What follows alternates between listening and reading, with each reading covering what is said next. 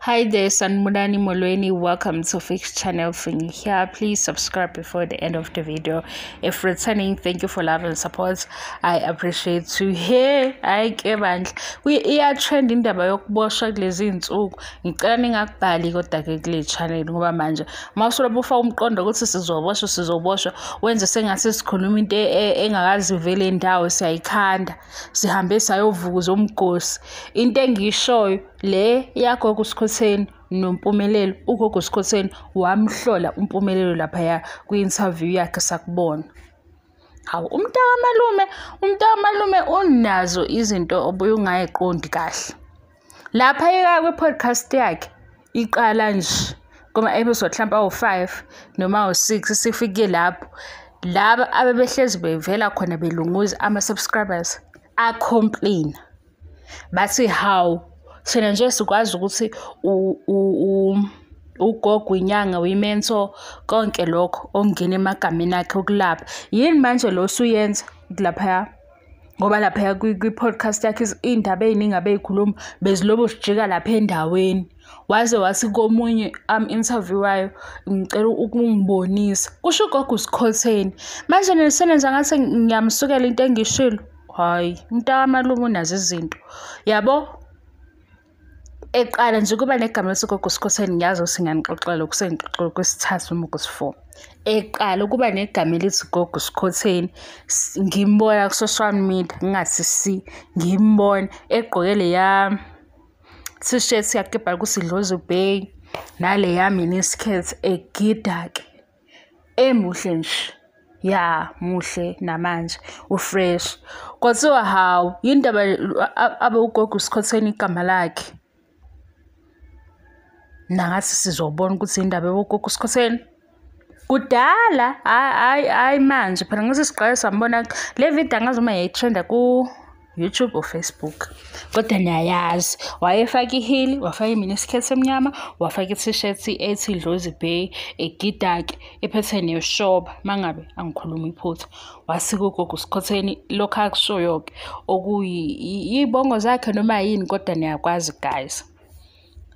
Babuza ukuthi hawu indaba yogogo Sikhotheni nami ngathi hawu usisomuhle nje indaba pho noma ngabe ebeyisangoma yini ebenegama leSikhotheni wasiphendula ke kwathi nje silalela amanye amavideo akhe wathi yena bayafika lapha endumbeni yakhe abantu bengamtshela indaba zokuthini uma ngabe kuthiwa ufuna uyayenza leyo nto ngabe phela uyayenza ngoba endumbeni yakhe uyabona osize abahlukene ngathi hawu kanti uyisangoma esikhuluma kanje yadlula futhi lapho inkulumo zakhe nje zigudla khona ngasendaweni yabo mina ngazi ngayitshela ukuthi hawu ugogo onyanga lo lapha izinto eziphathelene nale ndawo ngoba wayekade ekhulunywa ukuthi nje yena akangathukelwa into engekho ngoba vele ukube ubefuna ukuba busy nale ndawo uyababona nje endumbeni and futhi masebabona endumbeni Gogo Sikhotheni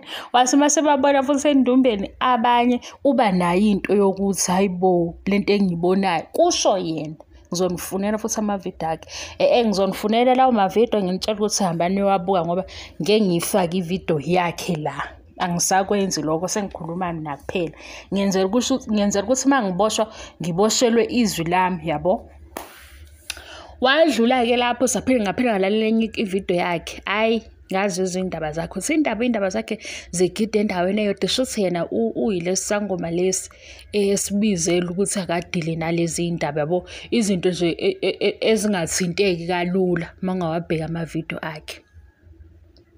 Wasifika ne-podcast wafika futhi nezindaba nakhona wayethanda nje ukubabuza ngalapho emcimbini ukuthi nenze njani-ke mase kuyisikhathi sokudla abonanga nje aba-interview wayo ayipheli ingafikanga kuleyo ndawo uyayithanda futhi yabo mase eqala ekhuluma ngayo uyajabula nje ezehleke yabo uyayithanda ke wakhuluma manje nomunye angisengikhohle ukuthi ubekuphi ishow ile show bekhuluma ukuthi uma bekhona bebehlala endaweni ezikanjani belala ngokuhlukaniswa wathena bengeza ayikhone leyo nto ulala kanjani nomuntu noma ngabe kuthiwa yinsuku engaki ungabekezela kodwa ugcina ungasabekezeli uyabona inkulumo zakhe zinalokho Wasekhuluma ngokudlisa-ke, ngedliso ukuthi hhayi phela ngeke ufike ukuthi uyangithanda ungasengithanda, ngizokudlisa nje. Mase ngikudlisile siqhubeke sithandane ngoba ubungisukelile. Wabuyela-ke futhi ey'nkulumeni lezi. Kwafika lo. Yonke lento engiyishoyo ikhona ku-social media. Ngifuna ningiyeke lento ukuthi uzoboshwa engathi ngikhuluma into engiyiqambe ekhanda lami. Sengavele ngiqambe iy'ndaba ngogogo Skhosana engayikhulumanga. Wayeza ne-TV show. I-TV show ngathiwa uyeza-ke wabhalwa emaphepheni ngafunda wathi-ke akanandaba nokugxekwa kodwa yena uzokhombisa ubunjalo bokuba uyimentor, ugobela, inyanga, umama, unkosikazi.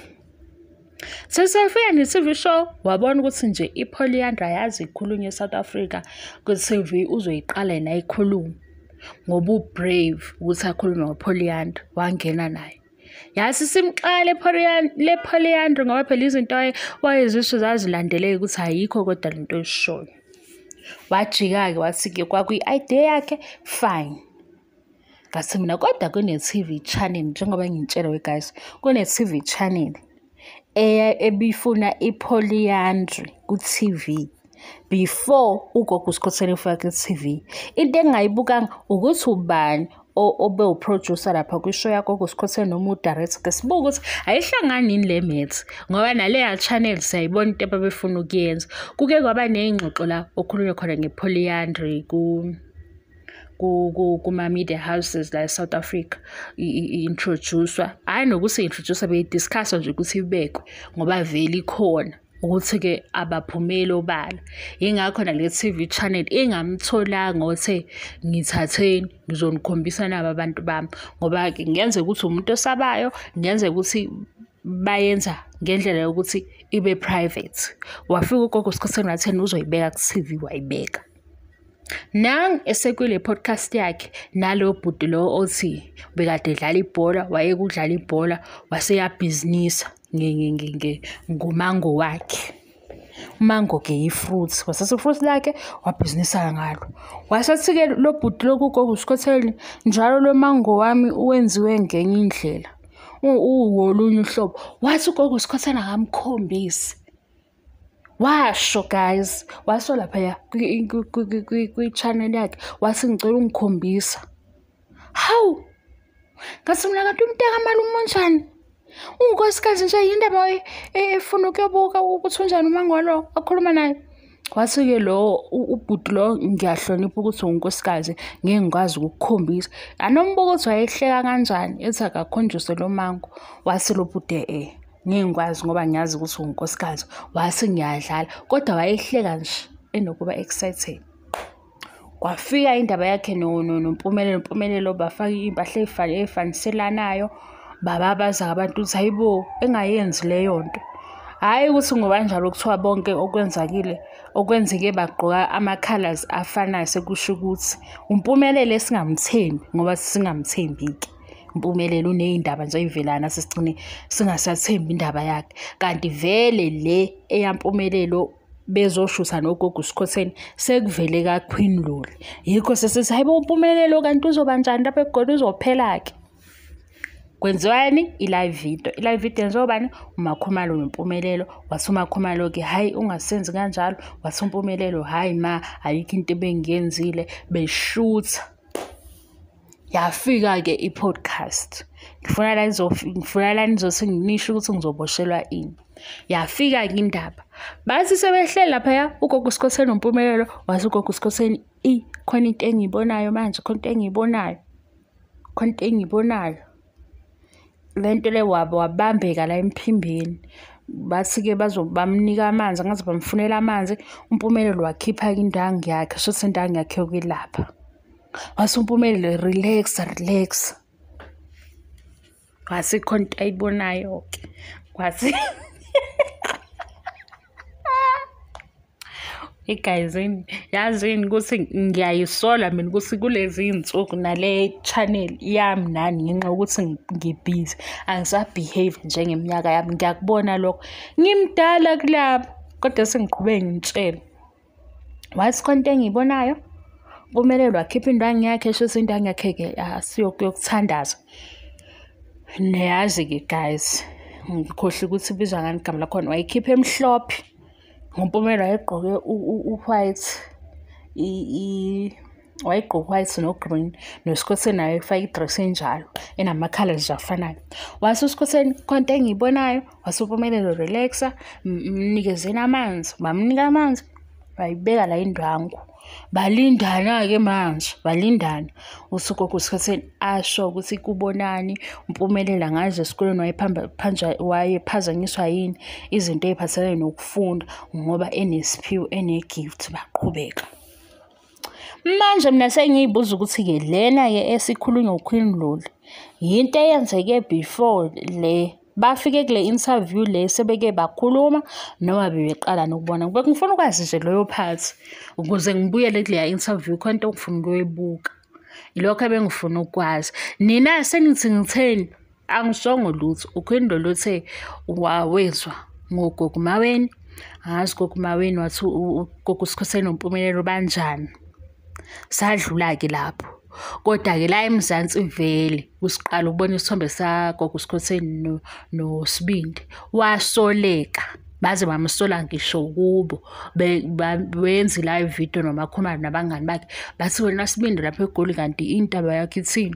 Wathi uSibindi bekuyi-interview, sayilandela i-interview.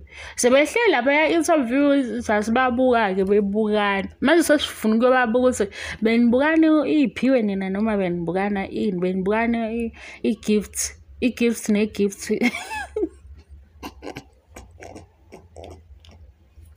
Hey guys, ngicela ngixoxele ukuthi mhlampe mina nani sesizoyeka ukukhuluma yabo ngalezi ndaba. Sengiyobuya sengikhuluma iy'ndaba ey'serious. Ekhaya basafuni ngenze lento, ngenze lokhu, ngihlebe nani. Yini ndaba guys? Hawu. Okwenu-ke cha ngidlala ngani ngoba phela vele aningazi, mhlampe-ke aninayo into yokuthi ngempela hawu akufani nawe ukhuluma nje. Kodwa bazela ukuthi akufani nami ngoba phela ekhaya ngiwu-anti, ngiwusisi o-serious. Manje indaba ezothi akufani nami ngoba phela umuntu unamakhono amaningi. Elinye ithalente lami leli. Akusiyo ithalente lami into e-wrong kanjena. Kodwa guys angihlebi kabi. Hayi, nani masilise ngizoboshwa. Bakwenza-ke kodwa ukubonana ngey'phiwo lapha e-studio. Mase ugogo uSkhoseni esikoleni wawuphazamiseka, manje into yakho wenze njani? Waqala-ke lapho uMpumelelo wasichazela indaba yakhe yokuthi-ke unesiphiwo kanti nobaba unaso isiphiwo. Yena-ke yinto vele asezoyenza, angazi ukuthi shuthi usezongena ekulapheni. Nakho-ke siyamuzwa ngapha kuThando Nesithembu besho ukuthi yena noLwandle wazi wathi uMseleko ujabulile ukuthi uLwandle noMpumelelo sebezokwenza izinto kufanele ukuthi bezenze. Bayala ukuthi bengadli emzini yabantu, mhlawumbe kuthiwa kunenyama angazi kunjani ngoba akuhambisani nento abanayo. Bengahambi belala angazi ngoba nakho, kodwa uMpumelelo asazi ngoba ngathi seyiphulile imithetho yakhe. Kulobu kuvela ama-files noma kade kwenzeka ukaMpumelelo, imaye sezoyiqoqa-ke manje asazi. Kodwa nje uMpumelelo kusuke engahambi elala. Yena-ke kodwa ulobu uthi umshayi wesinqe, uzwe ukuthi kwabanye obhuti abadala kunaye mina nginey'bongo, bemlalele ukuthi hawu iy'bongo ey'thini? Iy'bongo zokuthi umshayi wesinqe, ajike lapho athi isintu, ajike lapho athi umelaphi. Sethi ayazi yadideka-ke le ngane. Kodwa-ke nge-highlight le, mina ngixoxa ngani noMpumelelo la ngoba sixoxa la. Anginithumi ukuthi nihambe niyobhulisha uMpumelelo kwi-akhawunti yakhe, no. Mhlampe futhi iyona nto ezokwenza ukuthi yabo le ye-bullying engiyibona manje iyona nto esizongigqugquzela ukuthi ngizokhuluma nge-TV show njengoba injalo, nginga-edit lutho, ngingaphinde ngicoshe nje social media ngoba ngeke. Ikhona indawo yokungezwa ekhona. Le ndawo yokungezwa ile ebona ukuthi mhlampe le ye-bullying iyafitha kwenye indawo ayifithi. Hayi. Ukulungisa umuntu siyakubona ukwenza ama-corrections. Ngisho ubhalile siyakwazi ukufunda ukuthi okay, wenza ama-corrections. Lokho okushoyo ukusho ngenhloso yokumbonisa, ukusho ngenhloso yokumakha. Kodwa nenhlamba esibhalwe ngesiNgisi siyayibona. Yabo? Manje mina ngihambisani-ke naleyo nto leyo. No, phela bayiy'ngane kimi. Cabanga nje sengijike ezulwini ngijikisela ukuthi ngangigqugquzela nina ukuthi hambani niyothuka iy'ngane, nithuke inhlamba, nithuke iy'ngane. Hayibo kahleni. Ngiphuthelwe umbuso wasezulwini ngenxa yenu nokuthi hhayi, angeke la sihlukana khona okangempela. Ngishaba kuthiwa kunemali phakathi. Vele imali engezi kahle angiyithandi sesinayo. Nayo le ngithola la ngiyazi ukuthi ngisuke ngikhulumile, nangilalela ngesinye isikhathi nacasuka, kodwa niwabhekile lamavidiyo engiwakhulumile, yasivela lapho-ke imali. Hhayi imali eza mkhoshosho, hhayi imali eza sangathi ngi-scam. No guys. Hawu, Nkosi yami, nina indawo yenu kuba osisi abadala niyilahlile manje. Eyokuba o-anti niyilahlile, abanye niwogogo nabazukulu, abanye niwomalume niwobaba. Inhlamba nje nayo nokukhuluma kabi. Umoya wenu ungathi unomoya omubi ongenile. Hayi. Bye.